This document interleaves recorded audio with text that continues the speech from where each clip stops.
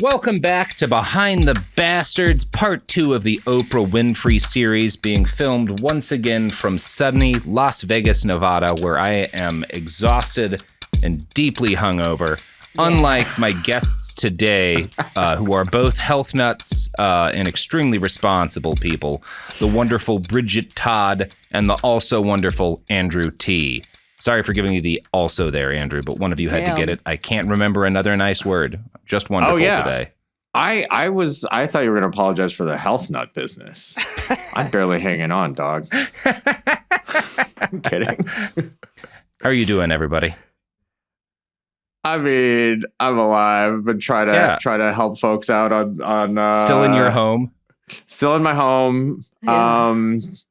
Trying to the fires are still raging as we record in Los Angeles, but I am lucky enough to be able to try to fucking help some folks, concentrating on Skid Row right now. But I will just say for all you right-wing lunatics scared of the Antifa super soldiers and the upcoming war against socialism, it's going to be really hard for us to make sure all our super soldiers are showing up on time to the battle.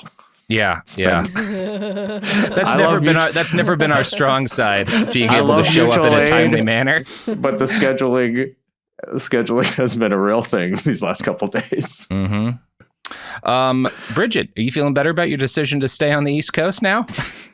Well, sort of. I mean, I'm in DC, where they just put up all of the safety scaffolding for the inauguration. Oh, well, shit. I guess there's no safe place. I went for a walk and I was like, damn, it's happening. The city is getting ready. So there's plywood over windows being put up. So, there's no wildfires, which I'm grateful for, but I wouldn't say I'm feeling pumped. It's not the chillest vibe here on the East Coast. God. Well, are we all ready? Are we ready to get back into the story of Oprah Winfrey? Yeah, tell us all the things. Okay. Let's do it. Back to the story. I think this is probably the most time we've ever spent on the early childhood and adolescence of one of our people. It's just Oprah and Joseph Stalin who have gotten two episodes devoted to their childhood. Yeah, we went deep on Jay Stahl's early upbringing. Yep. Yeah, and a prize to the listeners for figuring out the third in that series. Stalin, Oprah, ? Yeah, it's still being decided. But when we left off Oprah, she'd just been taken to Milwaukee by her mother, who lived downtown off of North 9th Street. So Oprah and Vernita lived in a single room in a boarding house owned by Vernita's boyfriend's godmother, which is not an ideal living situation at best. Oprah later said, "I don't know why my mother ever decided she wanted me. She wasn't equipped to take care of me. I was just an extra burden on her." And I think it's just, this is probably what she was aware of as a kid, because her mom was there the first 4.5 years, but she probably just doesn't really remember that. So it's got to be this uncomfortable situation where, from her mom's perspective, I was just gone 18 months trying to set up a life for you. From Oprah's perspective, it's like you were gone from as long as I can remember, and then you moved me into this terrible situation in the city, right? That's a bummer. So weird to be able to perceive. I don't think I would have realized that was a bad situation when I was 5. Maybe I was just an oblivious kid. Yeah, I don't know. I have some pretty, my dad was gone right around the same time. When I was 5 to 7, my dad was gone because he had to move to New York and, earn money for us, because Oklahoma is not a great place to earn a living. Rural Oklahoma, not always a great place to earn a living. And I remember being pissed about it for a while and not really getting as a kid that it's really hard actually to be an adult and take care of kids. And sometimes you have to do shit that sucks. Yeah. And it reminds me of what Andrew was talking about in our last episode of how much do you really truly remember as a kid versus how you're remembering how it felt, right? Yeah. What do you, I think and also the idea that we are talking a lot about these very, very early years in her life in this way of like, well, is she a liar or not based on what she remembered / felt when she was 4? Yeah. Yeah, I went through this process when writing it and when doing particularly the research where I was like, okay, all of her family say that she's lying about this. This is just Oprah being a bad person trying to myth make and make herself sound like she suffered more than she did. And then I went through this process of like, well, wait, what if her family's lying and they're just angry about the money? And then I think I've come back around to like, nobody has to be lying here. It's just a completely different experience for her and them, and neither of them really understand each other. And maybe communication isn't the family's strong suit. Which is ironic given Oprah's living, but I think that's where I've probably landed. I don't know. There's some like weird similarities. So I've been thinking a lot about like my own situation, kind of some of the stuff I was angry for years with my parents over, in terms of like, why did you put us in this situation that was so clearly shitty? And now as an adult, I better understand that like, well, shit just happens, and when you've got a kid, you have to figure out how to like make your life work. It's actually quite difficult to exist. Yeah. This is why we call you. This isn't why we call you the White Oprah, but this is, helping. Yeah. It's again because of all the Geo Metros I give out, right? You get kind of a car. Sort of a car. Not kind of a car. So upon moving in with her mom, this is one of the things where I do understand why Oprah's not thrilled. So she comes into this situation. They've got like one room. It's very cramped. She's not used to the city. And she also learns upon arriving that she has a half sister named Patricia and a half brother on the way, who's going to be named Jeffrey. And that is a lot to spring on a little kid, right? Your mom goes away, and the first time you remember seeing her again, she's like, you're about to have 2 new siblings, by the way.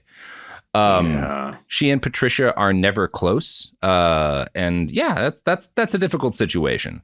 In Oprah's telling of things, she and her half sister were immediately harsh competitors.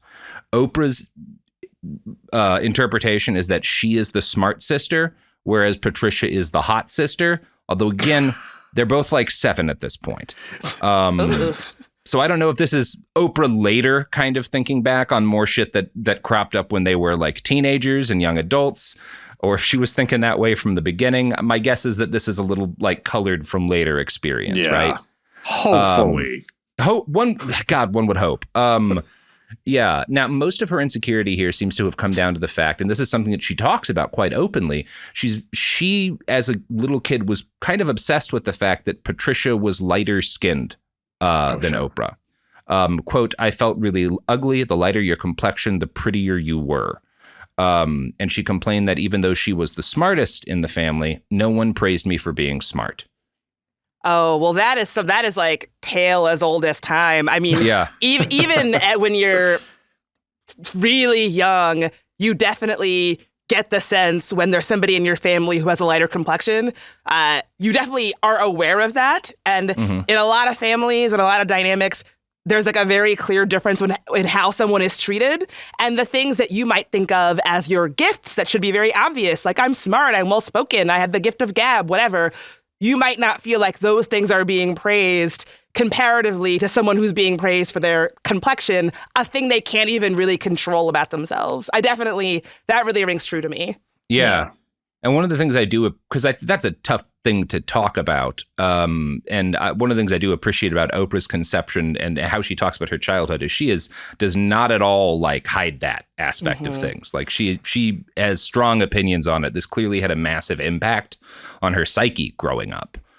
And again, I could see how her family would be invested in that, like, oh, we were never colorist against our own in this family. How dare she say that? That's a lie. Of course. Yeah. Yeah. And they probably, I'm sure it wasn't conscious, right? Like, or at least not usually, that's the way these kind of things tend to work, I would guess.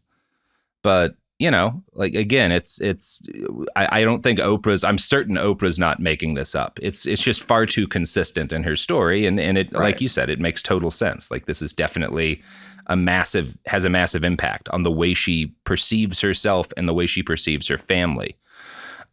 She told one story to life from when she was about 9 years old, where she was reading in a back hallway, and her mother ran up, threw the door open, grabbed the book in her hand, and shouted, "You're nothing but a bookworm. Get your butt outside. You think you're better than the other kids." Oprah later remarked of all this, "I was treated as though something was wrong with me because I wanted to read all the time." And again, you get some denials from the family on this point. Whoever's kind of more accurate there, Oprah isn't stopped from reading in like a major way. Like, she remains an excellent student and a voracious reader into adulthood. Like, I mean, we could talk about the book club stuff. But yeah, this is one of like the big discrepancies between her and her mom. But she's like, yeah, I got punished for being smart and for reading. Yeah. Yeah. God, because it also is like, that's exactly what you remember as a like tween and teen, is these conflicts that like don't probably resonate as much with the adult. Yeah, like maybe for the adult it's this, well, one time I was frustrated at her because she was spending all her time indoors, and I told her she was a bookworm to get outside. And the rest of the time she was fine reading. I got her books, but as a kid, you remember the one traumatizing time your mom yelled at you for reading. Or it's like, I was always trying to help, make this kid in my image or whatever image I thought. And, you hang on to different things. Yeah. Child memories. So given some of the other context clues of the way that people who were near the situation talk, I think that Oprah's recollection of events, obviously, like, there's a lot that's true there, but there are some inconsistencies. Because one of the things that Oprah's doing in this time, she continues from when she was living with her grandma, is she keeps traveling around to all of these churches in Milwaukee, all these like black churches and social clubs, where she'll read poems and stories from the Bible and stories from literature. And so she's, if her mom was like so ardently against her reading, her mom wouldn't have been driving her around to do all this stuff, like taking her to all of these different events. So there clearly is like a good deal of support, and like people in her, like her mom recognizes, okay, my daughter has this kind of gift for like public speaking and talking, and I need to do something to nurture that. Right. Yeah. And that's definitely a part of the story too. In People Profile's book, Oprah, Meryl Noden wrote, quote, "Oprah gave recitations at black churches and social clubs. A particular favorite was Invictus, a stirring declaration of courage by the 19th century English poet William Ernst Henley, which closes with the couplet, 'I am the master of my fate. I am the captain of my soul.'" And this is a great poem. It's like the first poem I ever memorized. Oprah loves it. And the third famous person who loves this poem is friend of the pod, Timothy McVeigh, who recited it as his last words before being executed by the state. So this is yet another thing that Oprah and Cousin Timmy have in common. There's so many of them now. I mean, we don't even need to go back and list. Could you say that Oprah is the black Timothy McVeigh? Just absolutely, asking. Absolutely. I mean, I'm not the first. I think Regis was the first guy to say that, to point that out. Anyway, still a good poem. It's not the poem's fault that Timothy McVeigh liked it. Anyway, describing the reception of her first performances, Noden writes, "Although the audiences were impressed with her skill as a speaker, it seemed to annoy her mother, and her peers teased her mercilessly, calling her the preacher," which I also believe that's exactly how shitty little kids are. Yeah. Listen, going around and being like, I want to recite this poem. When how old was she? She's like 8. Yeah, if you're the poem kid, you're getting a nickname. Like, yeah. That feels honestly not, in the grand scheme of things, as bad as it could have been. I mean, I don't know. I mean, that kind of stuff's pretty traumatic as a kid. Like you remember stuff like that. Like little kids give you a shitty nickname, and that sticks with you. Robert, I feel like you're about to say something about a nickname that you had as a youth, and then you stopped yourself. No, we're not bringing any of that up. But it is like it's very sympathetic, right? She's this bookworm kid who likes to like read poems to audiences of adults, and I can't imagine much that's going to isolate you more than that, especially in like this period of time, right? Like it's even harder back then. And like harder to find kids. There's no internet. Oprah would have, thank God, gotten on like 4chan or something today, and then she'd be fine.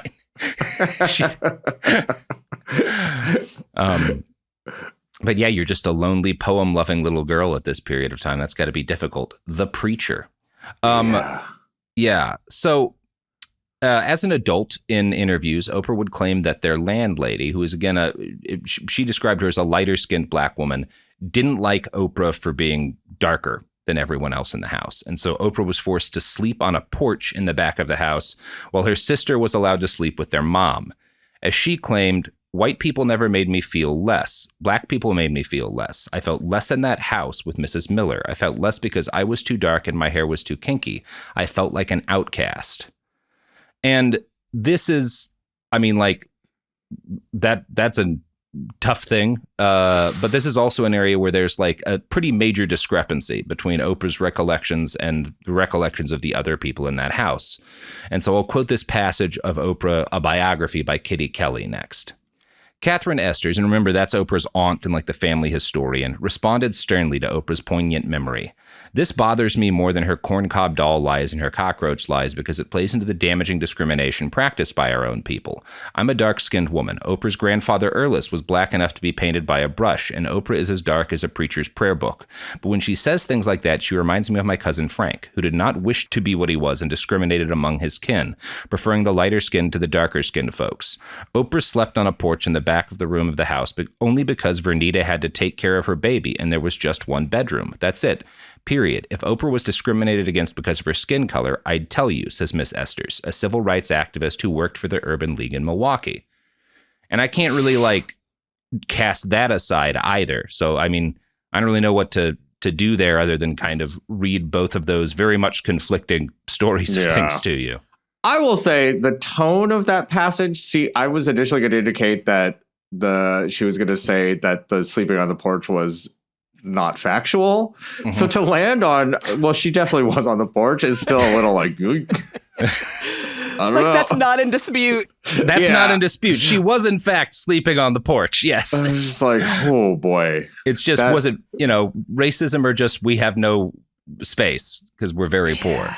Yeah. I will say there's something about this conversation. I don't know if it totally fits, but I think that a lot of Black folks and folks of color, when you get older and you think about the way that you showed up amongst your own people growing up, like I definitely went through a thing where, I don't even know how to put it. Like you definitely can internalize, like my own people are rejecting me because I like anime or because I'm nerdy and too smart. And then you get a little older and it's like, wait, am I a pain in the ass? And that's why they're rejecting me. And like, it's very easy to like internalize some very self-serving reasons for why you feel the way you feel. And then you get a little more mature and you're like, well, was that really what was going on? Is that actually the thing? Yeah.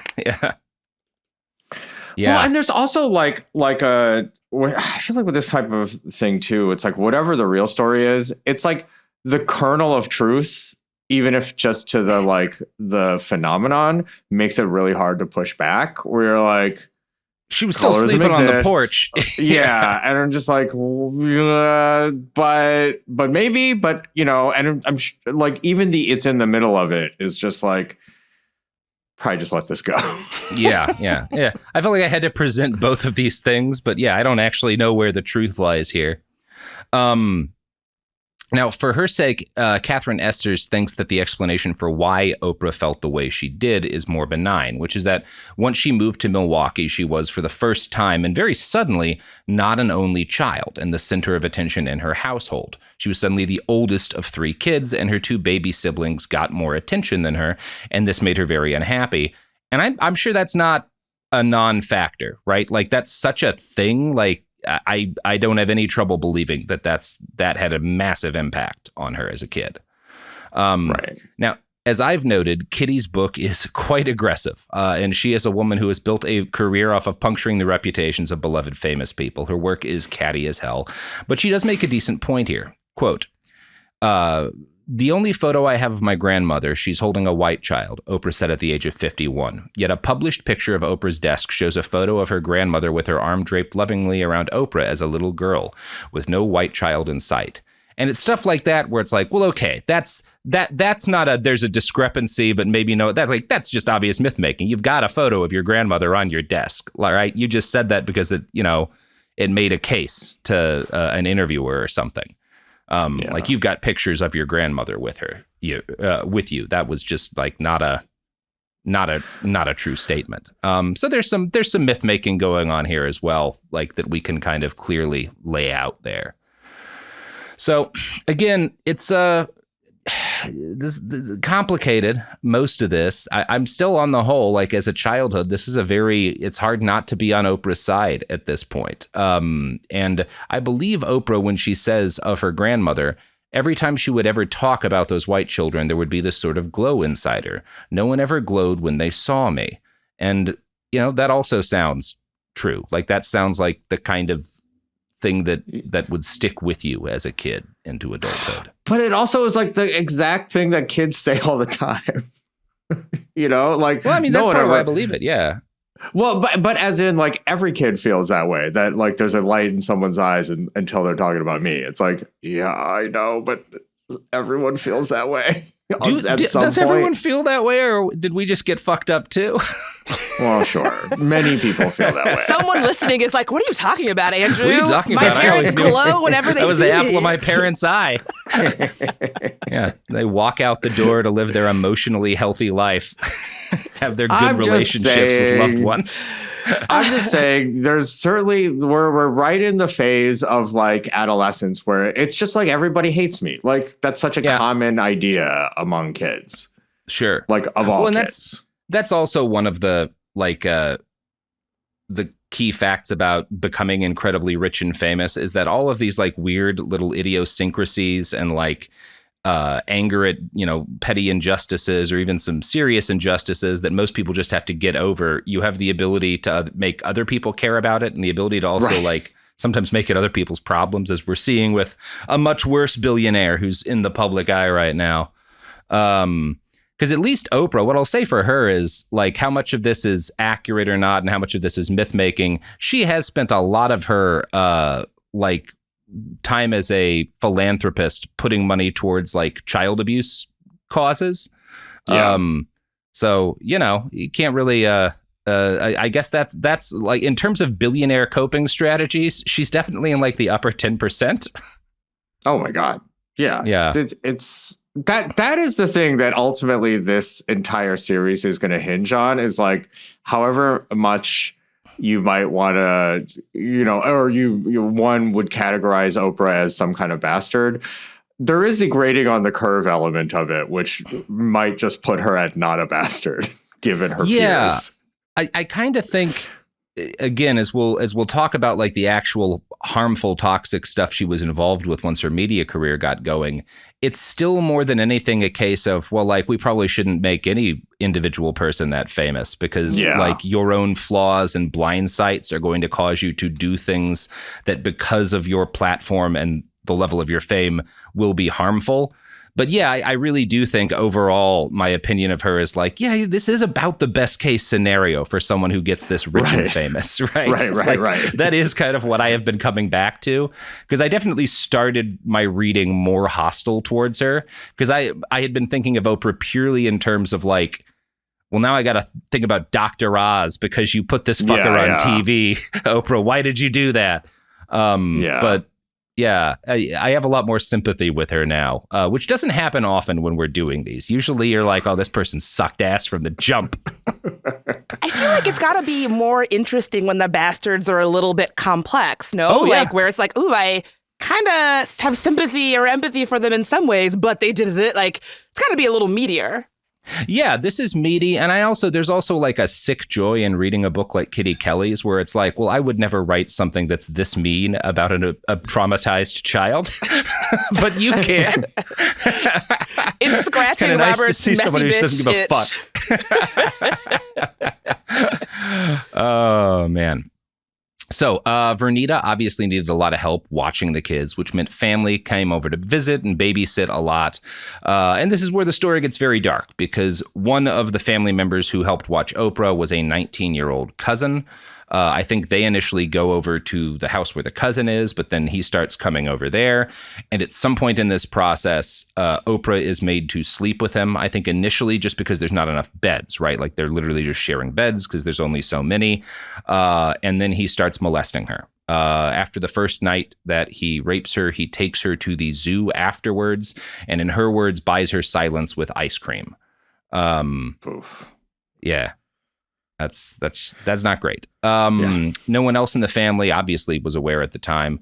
Aunt Catherine, the family historian, was aware that something is off. And what's interesting is that the family pretty much always denies what Oprah says about the sexual abuse that she suffered. I think because they don't want to admit that they were missing some very problematic stuff. But one of the things that's interesting here is that Aunt Catherine clearly knows something is wrong, because around this time she writes to Vernon Winfrey, who's the guy everyone thinks is Oprah's father, and begs him to take his daughter in, right? So she's never, I don't think she still has accepted that this happened to Oprah, but she's aware enough at the time that something is unhealthy about this living situation that she's like, hey, Vernon, you should maybe think about taking your daughter in. She's not doing well here. And that's interesting to me too. So Vernon lived in Nashville. He and his wife Zelma were both sterile, I guess, and they had no kids, right? And I think they had tried to have kids. So one or both of them was like not biologically able to have kids. Vernon clearly had at one point, although actually that's not a guarantee, because it's come out since that he might not have been the dad biologically. In any case, he and Zelma agree to take Oprah in. And this is a vastly different environment for her. For one thing, he is a small business owner. He runs at this point a barber shop. He was a military man, and the Winfreys ran their home like a military operation, which was pretty much entirely geared towards producing the best possible educational outcome for Oprah.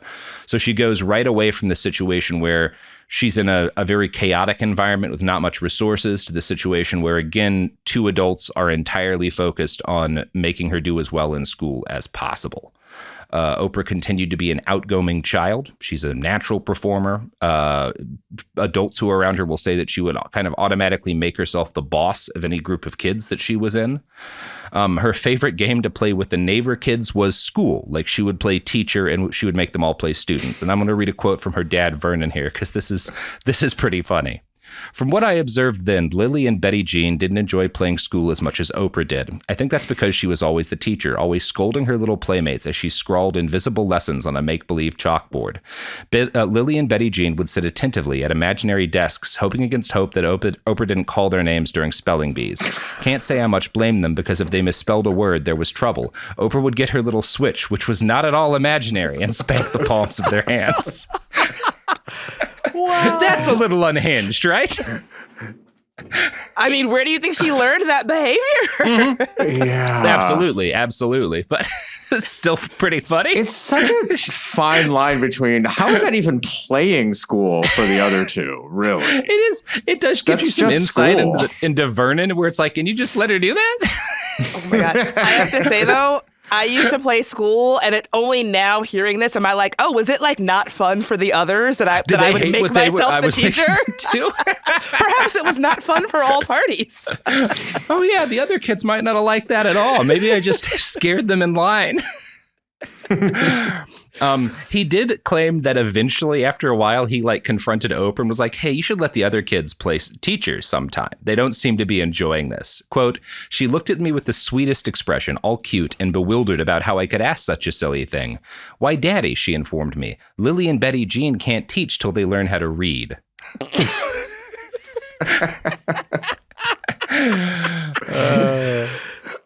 Yeah, speaking of learning how to read, the sponsors of our podcast never did. That's why they can focus entirely on delivering the best value and the best products to you. They don't know how to read. There's nothing else at all in their heads but a desire to please you with the absolute best consumer experience imaginable. And we're back. We're talking Oprah, talking pra. Talking pra. Talking pra. We probably won't use that anywhere. Jesus That's not very good. I don't like it.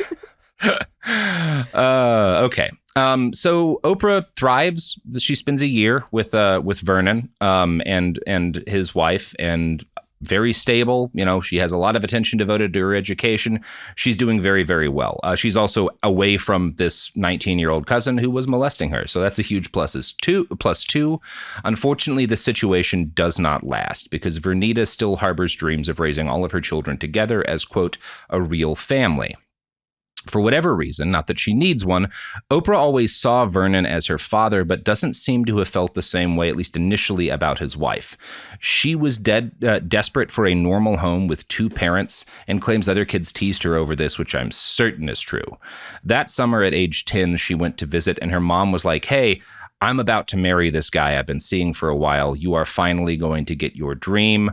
Why don't you move back to Milwaukee? And this marriage never happens. This guy eventually dies. And so this situation just collapses as badly as it possibly can. But Oprah still makes the choice to leave the stable home with her dad because of how taunted she is by this possibility of being part of a full and stable family. And this is one of those things where again, I'm not there. It's very hard to at least read Oprah's recollection of events and not think, wow, Vernita, not doing a great job here.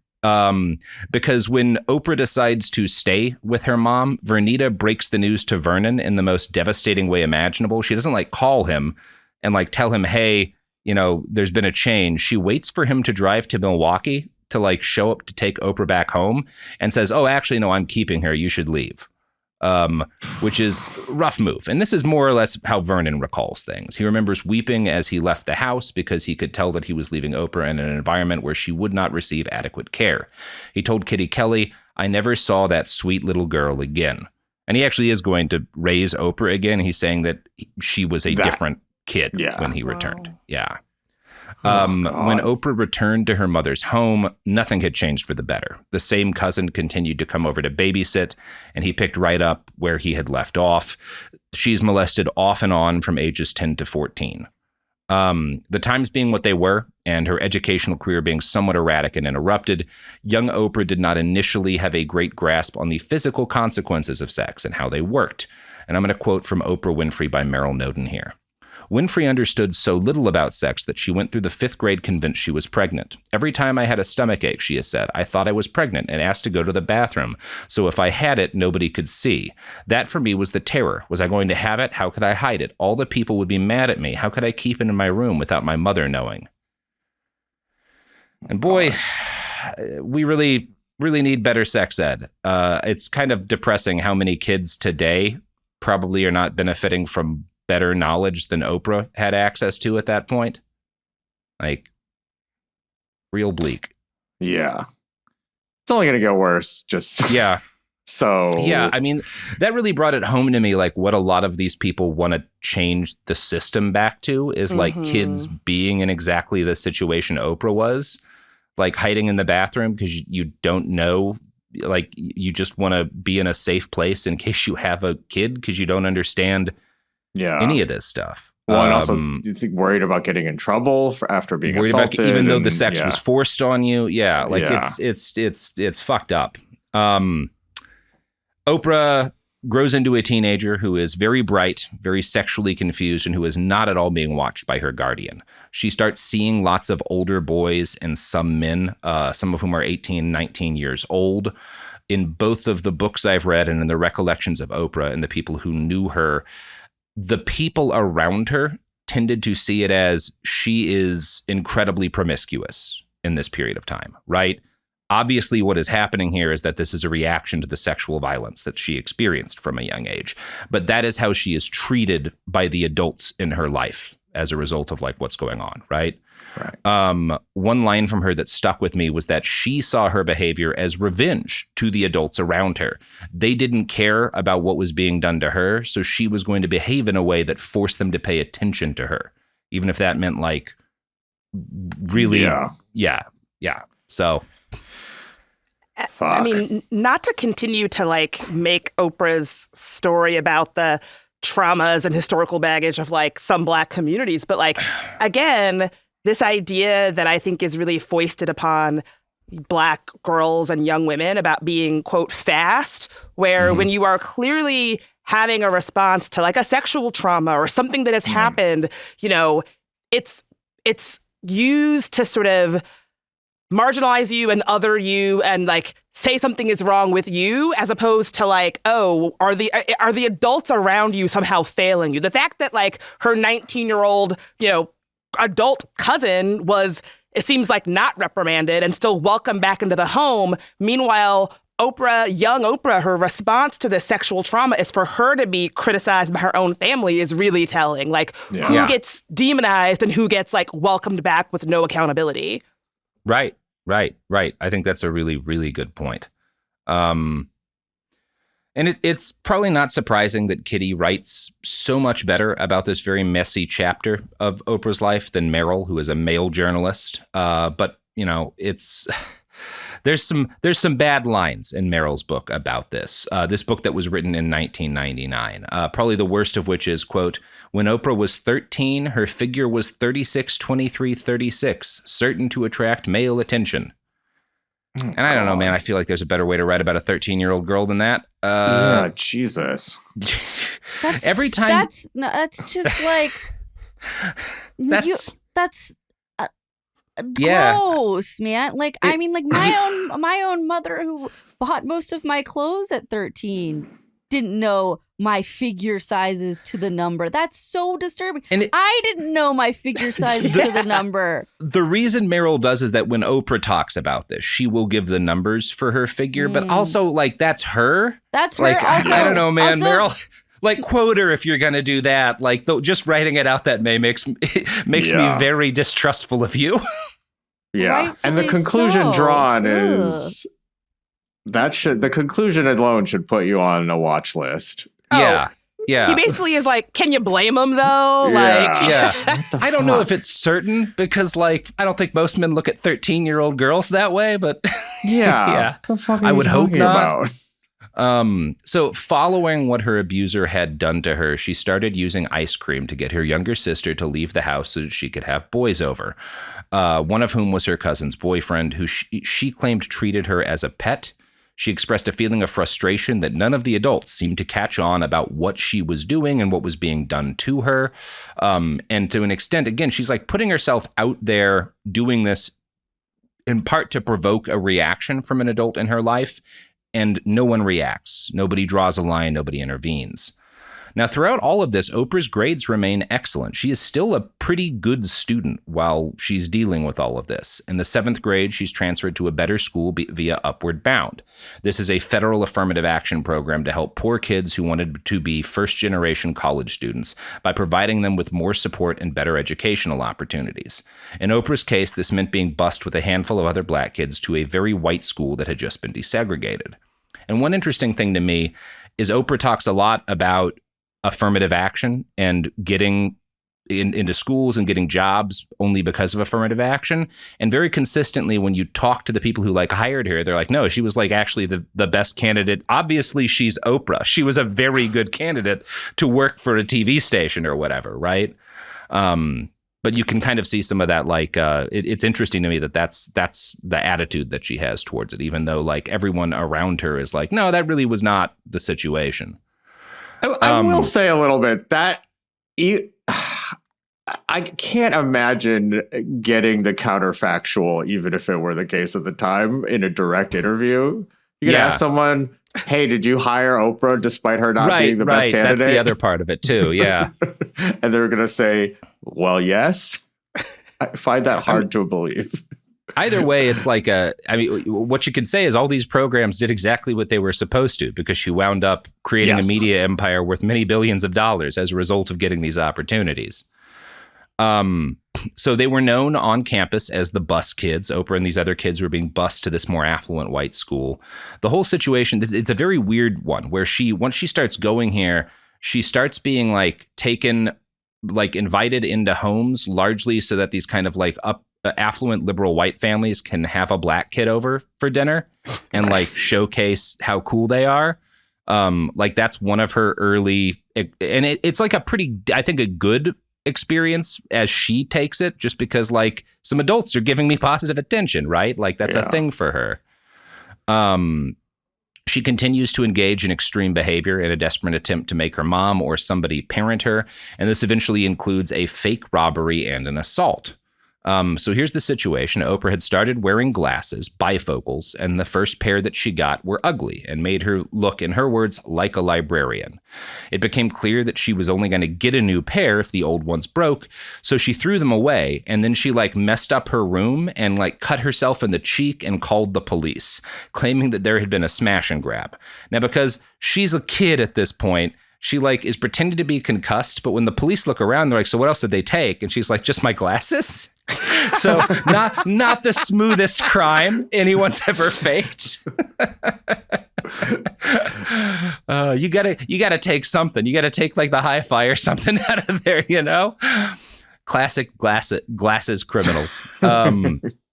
Now, events like this probably contributed to her family not believing her when she finally worked up the courage to tell them that she'd been molested, which happens around this period of time.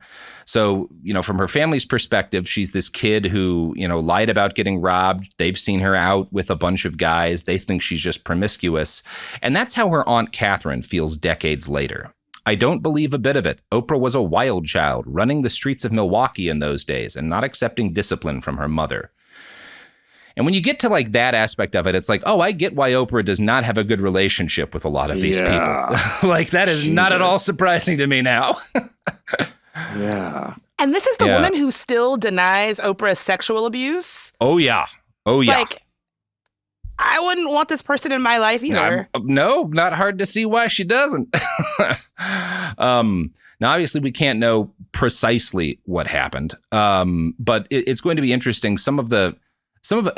Part of, I think, why Aunt Catherine has this attitude and why some of the family members that are maybe jealous of Oprah have this attitude is that later on in her career, Oprah is going to make the sexual violence she experienced that's actually central to why she got so famous, is the way in which she reveals this to her audience. The context in which she does that has a massive impact on her career and it's one of the things that gets people to pay attention to her, because women in prominent places in the media really didn't talk about stuff like this the way that she did. And so there's this attitude from some in her family that she's, again, just doing it all for attention. I'm not saying that because I think that's accurate. I'm saying that you have to understand, if you want to know why is her family saying all of this, this is part of the story, right? Right. She has an incentive so they can point to that to say she's lying. Oh, God, yeah. Yeah, it's when you really dig into the family drama, it's very unpleasant. Yeah. In the summer of 1968, Oprah goes back to Nashville to visit her father in Zelma. His brother, her uncle Trenton, drove her. Now, up to this point, Oprah considered Trenton her favorite uncle. Then, while they're driving, he asks her if she'd started dating yet. Thinking that she was having a safe conversation with her uncle, she said yes, but that it was hard because all the boys that her age wanted to do was French kiss. According to Oprah, her uncle immediately pulled over to the side of the road and molested her. She does not tell anyone immediately, but after visiting with her dad, she returns to Milwaukee furious and she runs away from home. This time she's gone for a full week. Her mother is panicking. Oprah claims that during this time, she was hustling for money on the street, and she meets Aretha Franklin, literally running up to Aretha Franklin's limo and crying, saying that she'd been abandoned and she needed $100 to get back to her family in Ohio.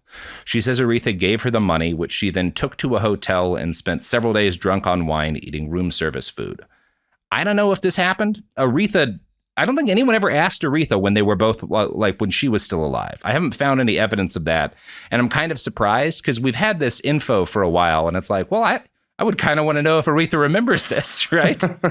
But yeah, so I don't know. You'll have to take Oprah's word on that one. It would be kind of a weird thing to lie about. But I don't know. Maybe it's just you would assume potentially that this would not register on Aretha Franklin's radar? Yeah, I mean, she had a lot going on. I guess. Yeah, I don't know. Fuck. I'm just kind of surprised no one ever asked her about it, as far as I can find out. Because Oprah, there was plenty of time after which Oprah was very famous and Aretha was still alive. I'm just kind of nobody thought to do that, huh? And Aretha was giving interviews and stuff for even right before she died, right? Yeah, she was 2011, 12? Yeah. Yeah. I kind of think this is the kind of thing that's just on someone's comms team is like, we're not talking about this. We're not talking about this. Yeah. We don't want to talk about Aretha giving wine money to young Oprah Winfrey. Yeah. I could see that being pretty. Now, after this incident, Vernita tried to drop her daughter when Oprah finally comes home. Vernita tried to put her daughter in a school for delinquent girls. She was told the processing time would take 2 weeks, which was too long. And in a move that really tells you a lot about Vernita, Vernita's like, well, fuck that then. She calls Vernon and she says, hey, actually, you should take her back. Now, this is kind of a cheeky move because by this point, Vernon had sat down and done the math, and he had counted back from Oprah's birth date in January of 1954, and he'd realized that he was away with the Army during the period of time in which she was most likely conceived. So he's got pretty good evidence that he is not, in fact, the biological father of this kid, but instead of being like, you know, you're on your own, Vernita, or she's on your own. This is a kid he's still bonded with, that he's thought of most of her life as his daughter. He says he'll take her back if Vernita gives up all claim to the girl, and that's what happens. Oprah moves back to Nashville, and unbeknownst to everyone at this point, the 14-year-old girl was now pregnant with a baby she believed was the result of her Uncle Trenton molesting her. So that's a lot to deal with. Yeah. Put lightly, but you know, big ups for Vernon there. That's like a pretty, and this is like, it's very interesting. He's like gotten basically nothing from Oprah, like asked for basically nothing from her. Like he takes a lot of pride in the fact that like his barber shop put her through school and supported her, which is, you know, he's right to do so, obviously. But yeah, this is probably the luckiest single break of her life. I think Oprah would say this was the luckiest single break of her life.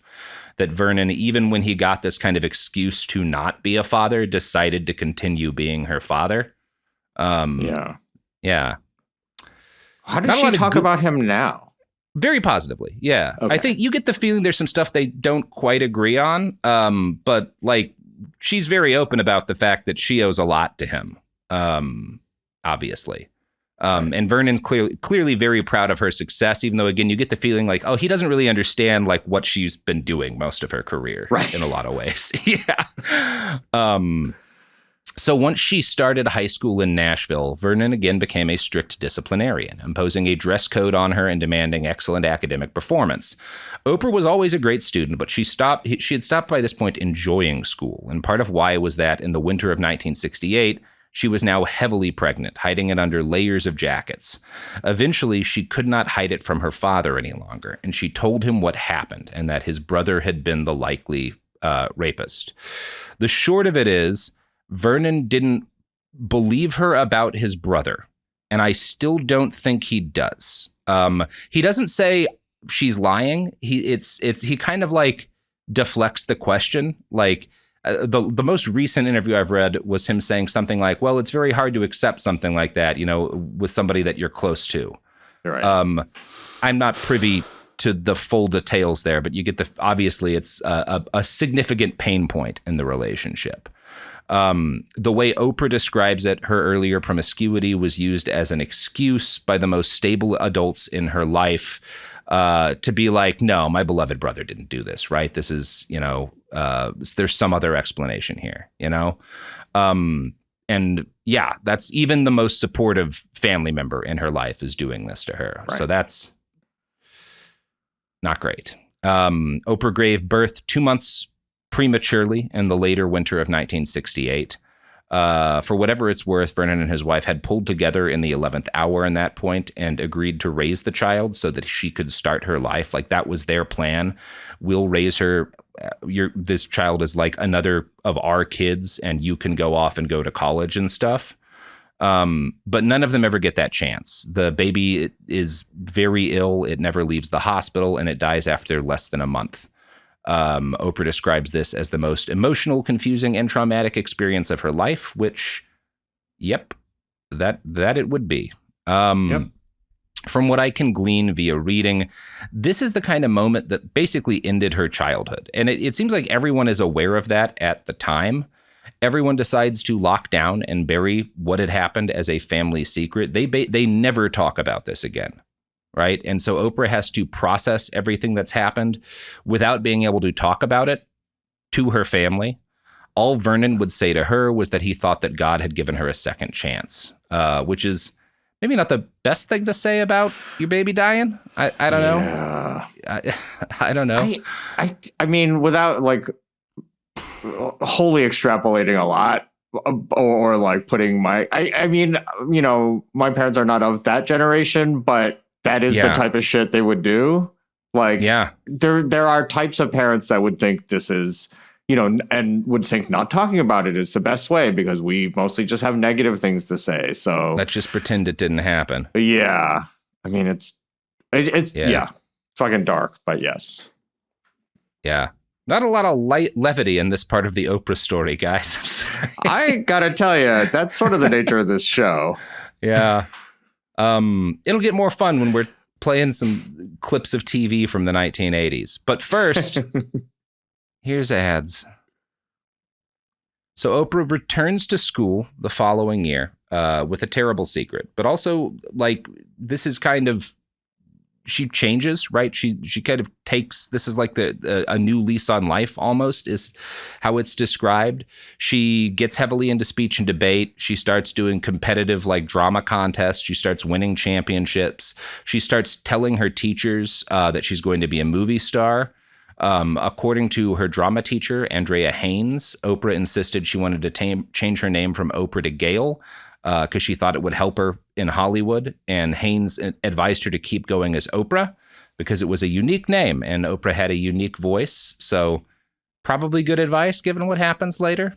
The new Oprah gets invited to speak as part of a church event in Los Angeles in 1969. She gets to see Hollywood for the first time, and she came back telling her dad about the stars in front of Mann's Chinese Theater and promising to earn one of her own one day.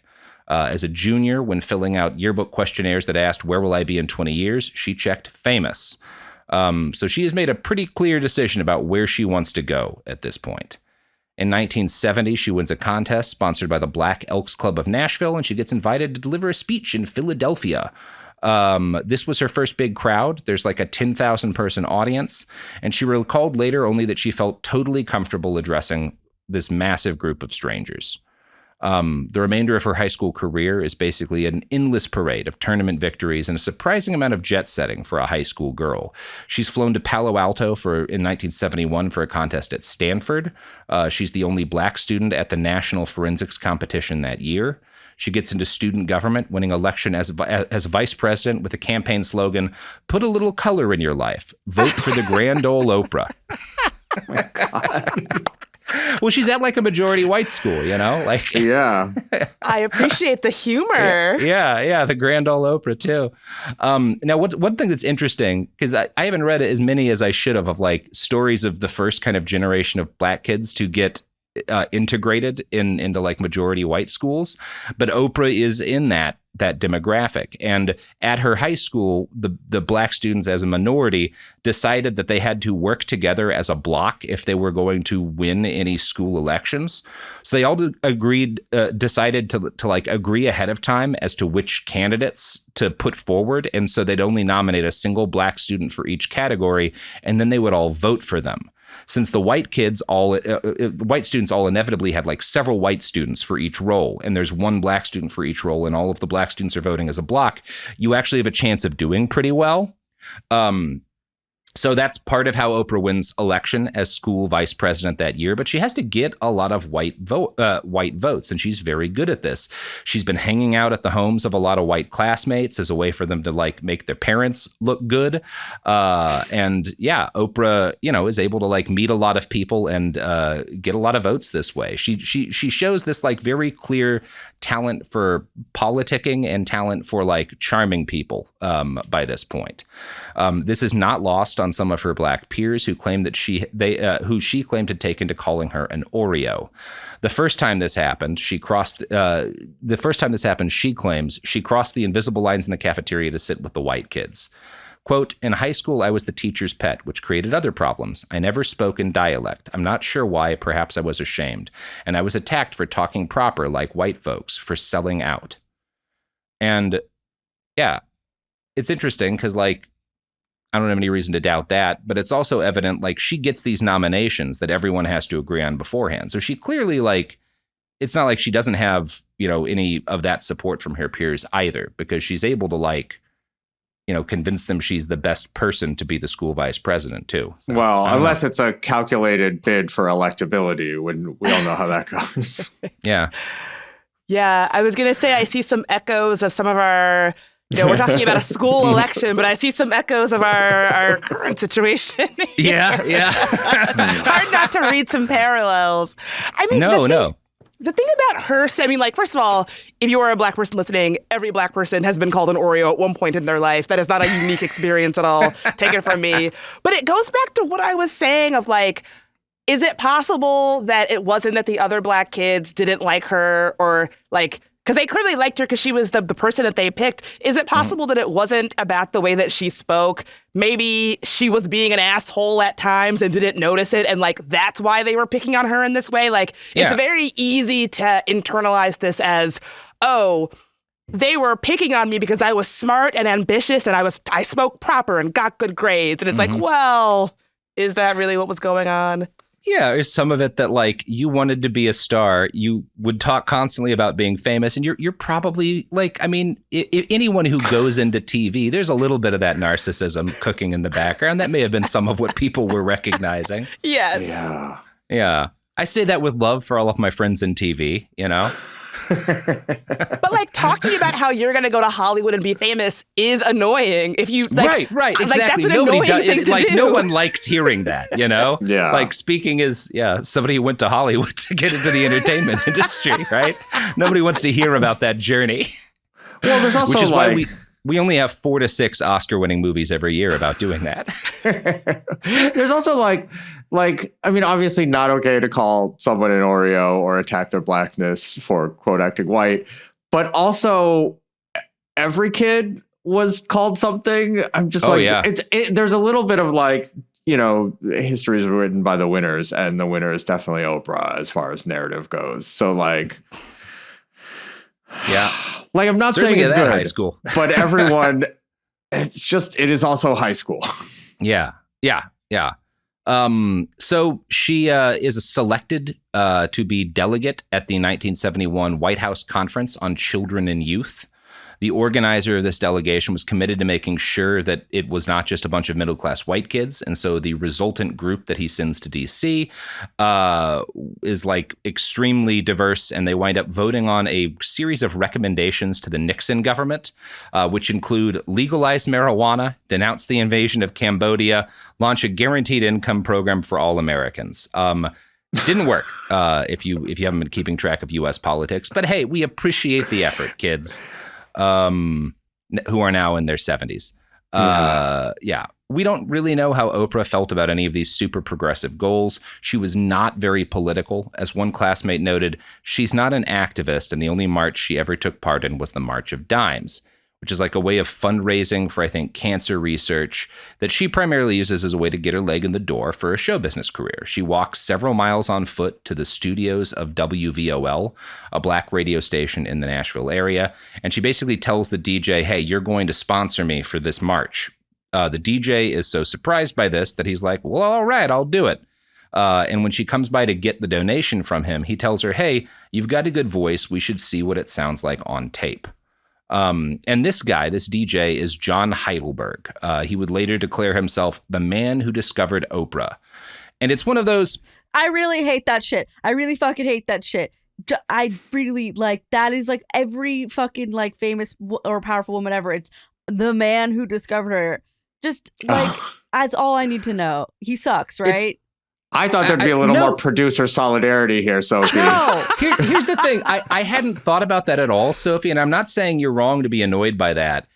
I was so in this guy's corner because when I hear, young 17-year-old girl meets a DJ who says that maybe she has a future in entertainment, all bad. I was ready for this to be a hideous story.